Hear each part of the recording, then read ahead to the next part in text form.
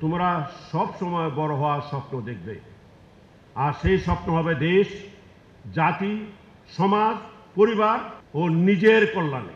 কখনো সত্যের কাছে, সত্যের সাথে মিথ্যা আপোস করবে না। সাদাকে সাদা আর কালোকে কালো বলার সৎ সাহস রাখবে।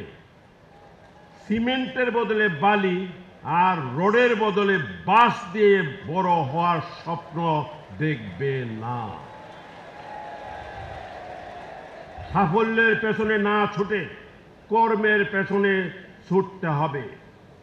দেখবে তোমার কর্ম তোমার জন্য সাফল্য এবং সুনাম বয়ে আনবে।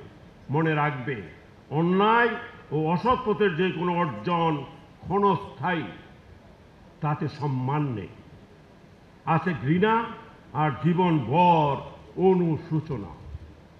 তাই জীবনে সবকিছু করবে নিজের মেধা, সততা ও আন্তরিকতাকে কাজে লাগিয়ে।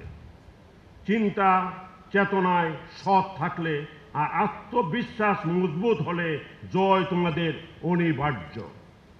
তখন সাফল্যই তোমাকে খুঁজে নেবে।